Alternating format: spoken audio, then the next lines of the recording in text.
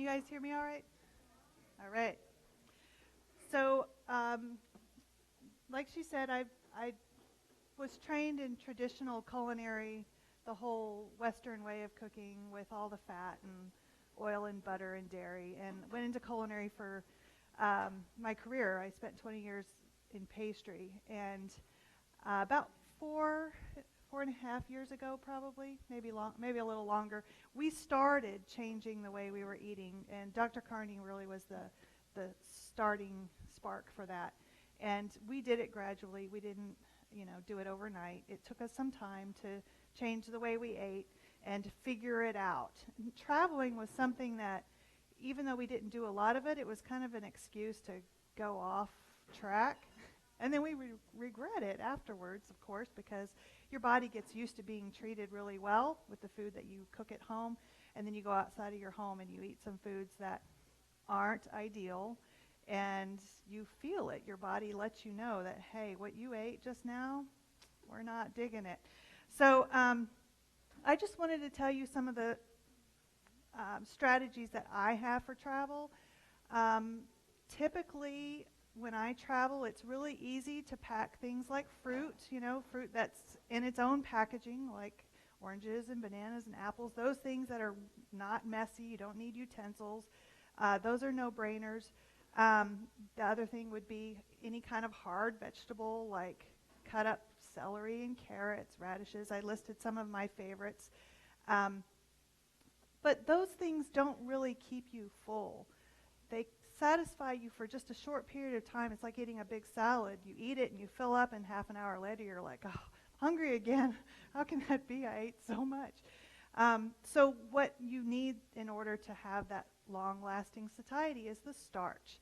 So the starch is where people kind of miss the boat sometimes when they travel, is having that starch.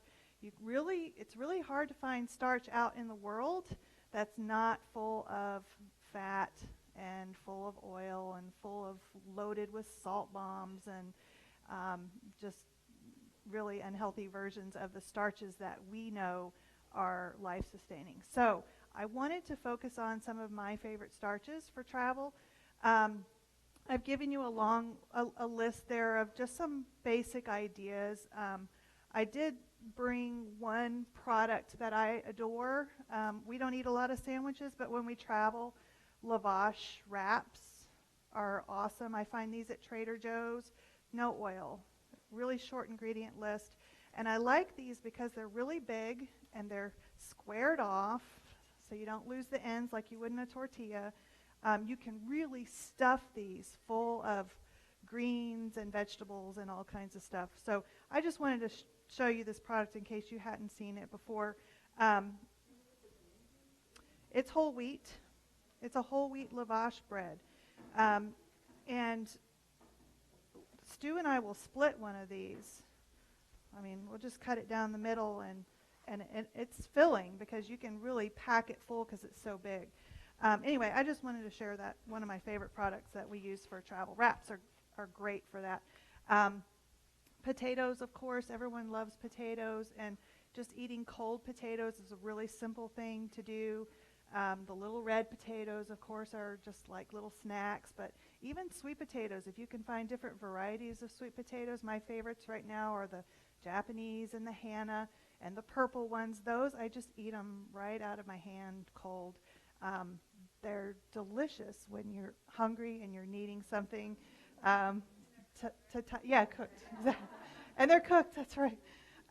So I want to go ahead and start with the roasted chickpeas. I'm going to just make a real simple version of roasted chickpeas. This is an air fryer. I'm sure you've heard of these. They've become really popular. There are a lot of online groups now that you can join, like on Facebook. Vegan air frying enthusiasts is one, or fat-free vegan air fryers. And there's a list of resources on those pages where you can find cooking times and temperatures for common things that are air fried. But anything you can put in an oven, you can put in an air fryer. So you can put vessels in an air fryer, anything that's oven safe, like little casserole dishes. You can put whole potatoes in there. You can reheat food in there. I'm going to do some chickpeas. And, the chickpeas that you do in the oven, you put them on a cookie tray and you bake them, and you got to stop and stir them and then take them back out and stir them again. We're not going to do that. So these are just no salt chickpeas, nothing else in there. And, BPA free. This is the Whole Foods version. And I've drained them and dried them slightly with a paper towel. And I'm just going to spice them up now with some of my favorite spices. Probably one of my favorites is going to be, should have opened this ahead of time, huh? This is smoked paprika. And I don't usually measure. I just start dumping. But dumping isn't safe if something's got clumps in it, which I figured out this morning this one has clumps in it, so I'm going to use a measuring spoon, not to measure it, but just to get it out of there and not dump half of it into my bowl. A little bit of chili powder. And you can go heavy on the spices on this because it will kind of dissipate as they roast. So what they taste like now, unroasted, is going to taste stronger than after they're roasted. A little bit of garlic powder.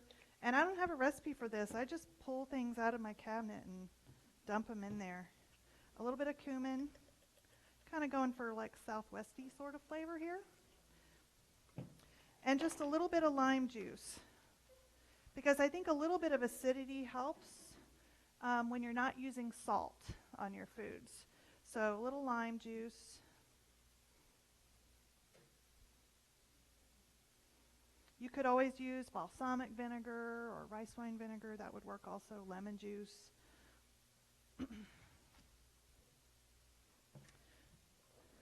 And just give it a little toss. Don't throw any out. And then this thing, you just plug it in. It has a lot of controls on it. The two controls I use are the time and the temperature. It has all these preset ones, just like the Instant Pot does, if you're familiar with that one. I don't worry about it. I just put it in for however long I want, at the temperature I want, and I go by the charts that I research on Facebook. This thing has a basket that just comes right out. You put the food right in the basket, just like you would a fryer basket. It is not. It's Teflon coated.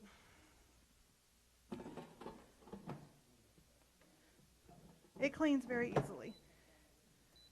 And we're going to do for $3.90 for 15 minutes. Can I have that too? I'm doing $3.90. This one goes up to $400. And you can change it midstream.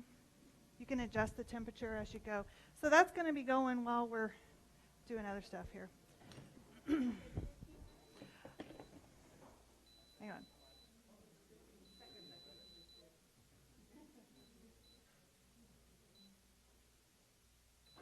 There we go.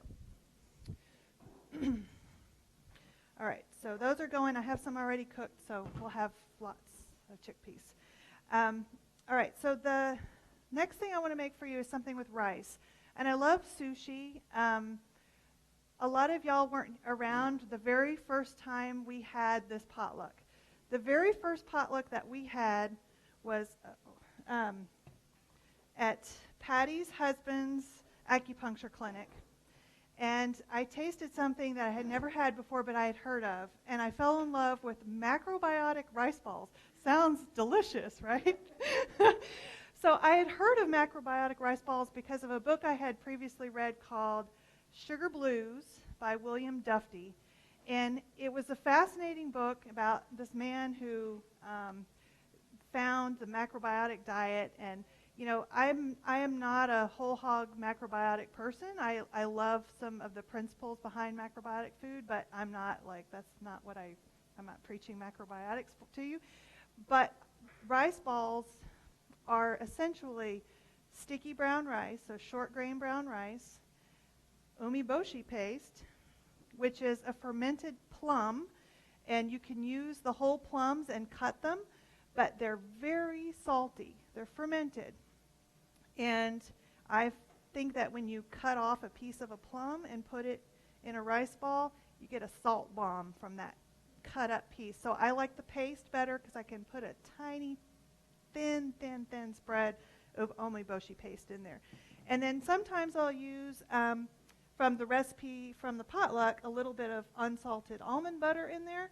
But I kind of change it up and make it my own, and now I use toasted sesame seeds. So I buy sesame seeds raw. I put them in a dry skillet and then just heat them until they start to smell a little aromatic, and you can hear them pop a little bit out of the skillet like that because they're going to keep cooking in the skillet. And then once they've cooled down, I keep them in a shaker on my kitchen table to put on Asian foods or on these guys. So I'm just going to show you how to make several different ways to make these, and it's, however much work you want to do. And I apologize if you can't see. If you're in the very back, please don't hesitate to come up front. So I'm going to use a sushi mat, and the way I learned to make them initially was to roll them individually, and I'll show you what I mean by that. When you work with sticky rice, wet fingers, so I have a bowl of water. I don't need water in this one. I got water in this one. Yeah, actually dry for the chickpeas. You need wet fingers. That's how you keep all the rice from sticking to your hands. You make a ball. You put that ball in the middle of your little square.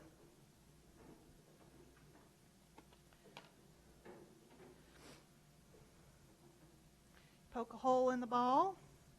Put a tiny bit of umeboshi paste in it, and I mean tiny. If you're sensitive to salt, you could probably skip it. Or they also make umeboshi vinegar, and you maybe could put a splash of that into your rice instead. So up to you. And then I just wet the edges a little bit and fold it up into a ball. And a little more water just to make it all stick together. And then this is a little snack. I mean, it's just a little nori, rice, umeboshi paste. It's simple. Oh, and I forgot to put the sesame seeds in there. Let me open those up so I don't forget on the next one. So then I was like, you know what? These take forever. I did like 20 of them, and then that night I had nightmares about being in a kitchen. No, seriously, I did. I had nightmares that night about being in a kitchen, and we made macrobiotic rice balls and sold them in our restaurant or kitchen or food truck or something, and the ticket machine was going off, and people were ordering them by the dozen. I was like, ah! So, like, oh my God, we got to find a better way to make these things. So, so then I found this way, and this is going to be a bigger job. So a whole sheet of nori.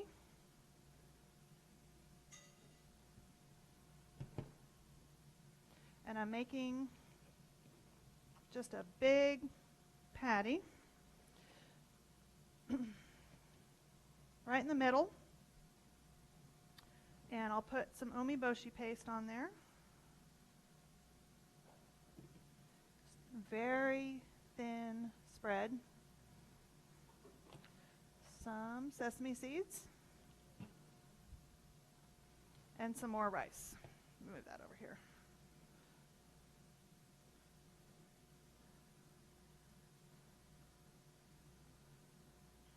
How many minutes we got? 10? Okay.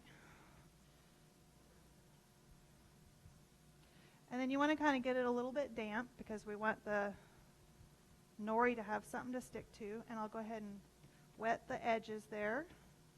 Fold them over. Sesame seeds. Oh, they were inside. Yeah. So we're making like a little sandwich.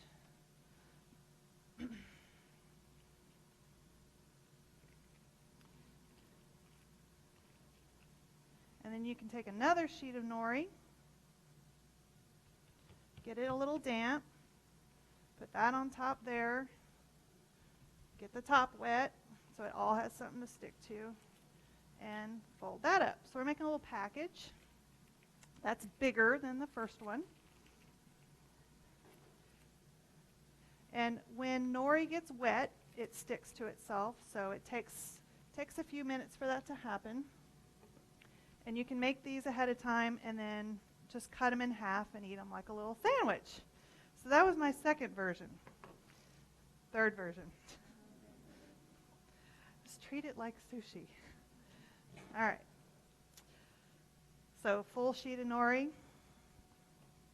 on your mat. And I know they make little gizmos for rolling your own sushi, but I learned to do it on a mat, so old habits die hard, I guess. Oh, and this rice is just short grain brown rice.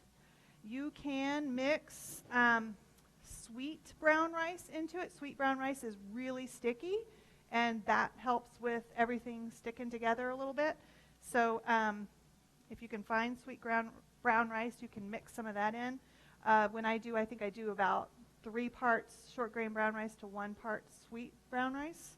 And it says sweet, but I don't think it tastes sweet. I don't know. It's just kind of sticky. So wet hands. Spread this out. Not all the way to the front and not all the way to the back. Leave some space on the edges and just flatten it out. Umeboshi paste that I spread along the front edge.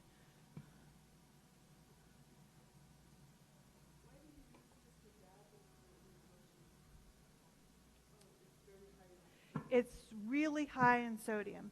We got some popping. Let me shake this guy real quick. We're at 7 minutes, so that's about halfway. So all I'm doing is, I don't know if y'all can see that, just giving it a little shake so that it's not stuck on the bottom. Back in, and it'll restart where it left off. A little bit of sesame seeds, and this is where if I was using almond butter, I would do the same thing like I did with the umeboshi paste. I would just spread a thin smear along the base. And then when you roll sushi, the mat is there to help you.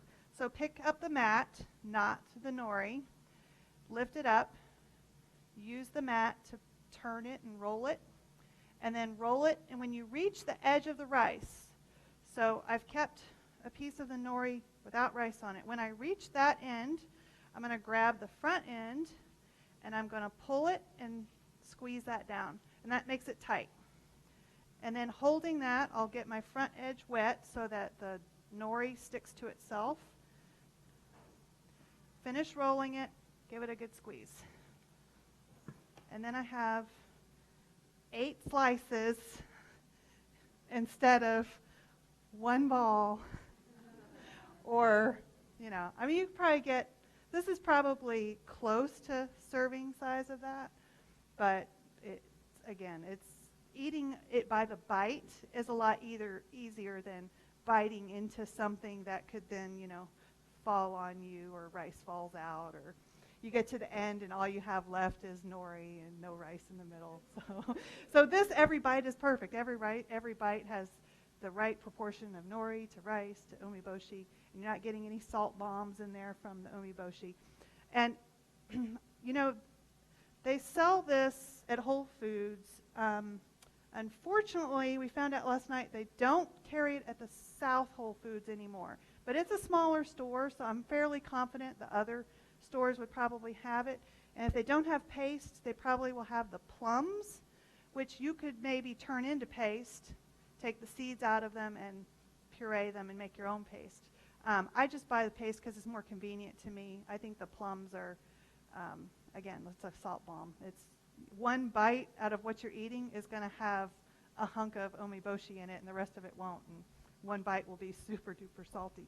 So anyway, do y'all have any other questions for me? Do you have any questions? I don't think I gave y'all this. I'll have y'all pass this around. Short grain brown rice. So I made a list, some of my favorite foods. The potatoes, the mackerel rice balls, hummus. Oh, has anybody had any issues traveling with hummus? Having it confiscated on a plane because it's semi-liquid? Yes? Did you freeze it? Yeah. So freeze it, put it in small containers, freeze it, and then you go through security, it's solid, and then make sure when you get finish with security, take it out of your refrigeration, your bag that you're carrying cool stuff in, let it start to thaw. So then you have hummus to eat. Right, and you can buy mixes. You can dehydrate your own, and you can also buy mixes for things like hummus and falafel and pinto beans and refried beans. You can buy dehydrated just about anything. In like camping sections, a lot of times will have dehydrated foods that you just add hot water. Every hotel room nowadays has a coffee pot in it, and if you just put water in there and brew some hot water, you're cooking hot water. Then take your hot water and you can pour that over dehydrated foods. We do that all the time with McDougal noodle bowls. McDougal makes these little cups that are oil-free noodle bowls, and you just add hot water, cover it, and let it sit like you would ramen. And it doesn't have a lot of vegetables in it. It's mostly seasoning, but it's noodles. It's that starch that keeps you full. When you get to your destination, if you can find a grocery store that has something like frozen mixed vegetables or a salad bar with grated carrots or something like that, you can always add those kinds of things to bulk up things that are straight starch, to give it some more bulk and some more nutrition. But you need that starch. That's what's going to help you stay nice and full for longer and not be hungry. Salad in a jar I put on there. I do that occasionally for work. I have a problem eating salad out of a jar because I like to get a bite of everything on my fork, and salad in a jar is layered, so I want to put my fork all the way down in the bottom and pull it up. Well, that doesn't work in a jar. So, right, yeah. So that's a great way to transport salads, is layered in a jar, or in just a really big Tupperware dish, that you have that you can.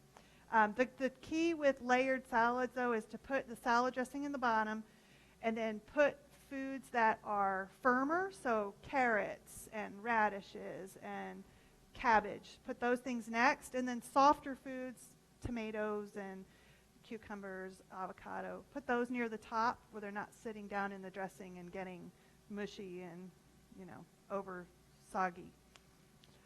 So, anybody else have any great travel tips that they've used and like traveling with? Yes.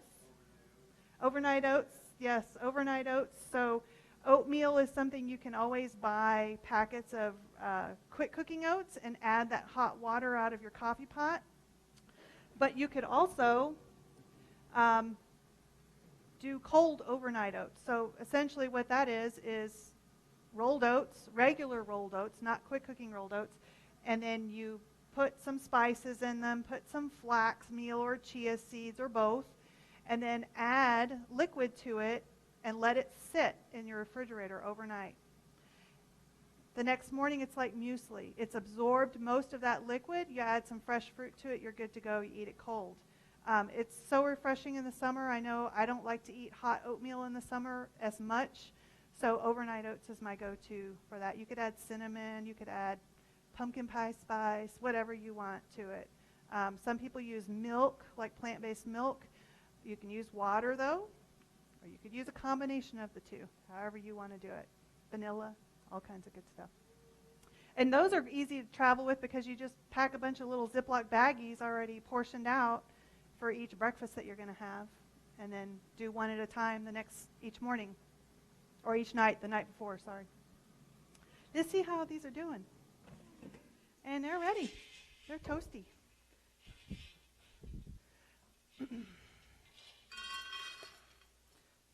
Crispy. And I have some that I already did from before. You could always add just a spritz of something like liquid aminos to it. You could add a little more lemon juice. I would stay away from the salt because that's going to give you salt bombs. But there we have crispy. Those are great on top of salads, by the way. Use them like croutons, or you can just snack on them and eat them. It's easy to eat in entire cans with the chickpeas, though. Just trust me. So I have the umeboshi balls already made, and these are nice and warm for y'all to try. Um, we do a cooking class on the second Thursday of every month at the Hayes Communities Y. It's in Buda, and it's free. It's open to non-members and members of the Y. Carol Payton is a dietitian. She teaches along with me. And next month's topic is going to be the low-carb fraud. We're going to talk about carbohydrates and how they've been given a bad rap. So right along with my topic here about using carbs to help keep you feeling full and satiated when you travel, same thing in your day-to-day life. So we're going to talk about carbs. It's at 12 noon. If you could, reservations aren't required, but it helps me to know how many people are coming when I go grocery shopping. So you could call up there and let them know to put your name on the list if you want to come. It's free. So also, if you want to find me on Facebook, I have a page called Plant Purposed Kitchen, and I have cards if you want to take one of those to remember where to find me online. I post recipes, I post health-related articles and fun stuff like that. Yeah, so I have a second class at the Y. It's the last Wednesday of the month. It's 7 to 8. And it's a smaller, more intimate group where it's just cooking, and we go more in depth into recipes, and cooking techniques, and less about the health topic. Typically, we'll stay on whatever the topic was at the beginning of the month, so I will probably do a carb-heavy class at the end of June. But that's where you'll find me.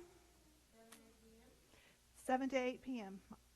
the last Wednesday of the month. So the next one we're going to have is going to be this coming Wednesday, which is not the last Wednesday, but because of the holiday, we moved it forward just to do it before the holiday instead of after the holiday. So the next one is this coming Wednesday, so in 3 days at 7 o'clock. And then next month we'll go back to the last Wednesday of the month. All righty. Oh, did that not print out? Oh, hot soup. Hot soups. So that's not for airplane travel, but for in your car or for work. Hot thermoses are great for anything that you want to keep hot that's easy to eat, especially that you could drink, like a pureed soup or something that you don't necessarily need a spoon for. Yeah, sorry for the printing job. That one under sweet potato says sushi. So those are my favorites. I try to keep it simple when I travel. You got enough on your plate when you're traveling as far as schedules and timelines and getting from point A to point B and keeping everything organized and all the other stuff you have to pack. So you can travel with your Instant Pot and half your kitchen if you want to, but I don't know, for longer trips maybe that's a great idea, but for shorter trips, I just like to pack things that are ready to eat. Yes? Mm-hmm.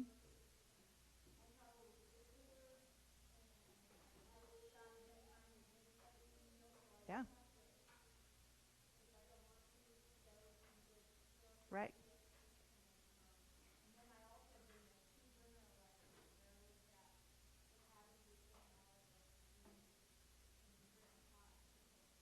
Right. Right. Yeah, the simpler you can make it, the better for travel, I think. And at least for the first day or two, to have things ready-made that you can just grab and eat and not have to prepare them or cook them, and they're ready to go. I think that's key for me, because usually when I get to a place, it takes me a couple days maybe to see, what's around me, where's the nearest grocery store, what do they have, how well stocked is it. What does Happy Cow say about veggie-friendly restaurants? And you can research all that ahead of time. But then once you get there, you're doing stuff when you're traveling, and sometimes your first priority is not always getting to a store. So, all right, Patty, yeah.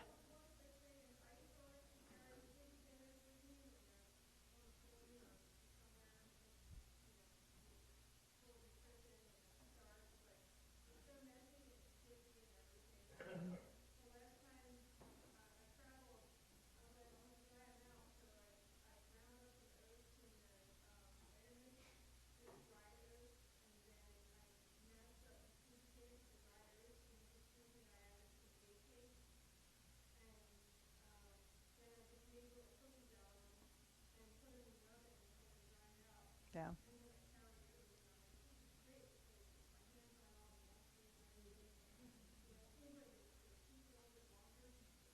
Right. Yeah. When you cook your sweet potatoes, if you oven roast them and you can cut some slits on them, you can poke a lot of holes on them. I found that can kind of help keep them from being quite so mushy. But and then air frying them too. So sometimes I'll steam them in a pot, but then I'll cut them open and put them in here. We had them for breakfast that way this morning, where I had some Japanese sweet potatoes that were already cooked in my fridge. They were really soft, and I just cut them into wedges and put them in here. It dries out the outer surface, but the inside is still nice and creamy and a lot easier to eat. So. We also put them in toasters. They cut them in slices and stick them in toasters. Mhm. Yeah. Yeah. Yeah. There's a lot of stuff you can do with sweet potatoes. They're miracle food. McDougal noodle bowls, I've seen them at some HEBs. You can also order them online. I've seen them at Vitacost. I think Whole Foods carries them also. They just look like little ramen noodle bowls with the lid that you peel off the top, and it has the spice packet inside it, and the dehydrated noodles and spices and vegetables in there. I just add hot water. When we were out went to Montana, we actually had a cabin cooking stove, and when we charged the car up on the charge station, we'd stop and start the stove up and cook a nice vegetable meal. Yeah, yeah. It takes like 15 minutes. Right. Yeah, you always want to, if you're going to do some cooking, try to keep it minimal. Spices, maybe go for, instead of a litany of spice bottles, maybe either make a spice mix ahead of time and put it in an empty one, or find some like Mrs. Dash blends, that kind of thing, salt-free spice blends. Trader Joe's has one called 21 Seasoning Salute that I travel with, because it has everything in it. I mean, it's not missing any spices, I don't think, that I would miss. So, and it's just one bottle to carry. So, all righty. Well, thank you all for listening, and hopefully I can make your next travel venture a little easier, a little bit more planning. So I will set this out. And just so you know, I did make one ahead of time that does not have sesame seeds in it for the few of you I know who stay away from nuts and seeds. So that way you can try the umeboshi with the nori and rice. All right, I think we're ready to eat, right? Do we need anything else before we go eat? Ready to eat.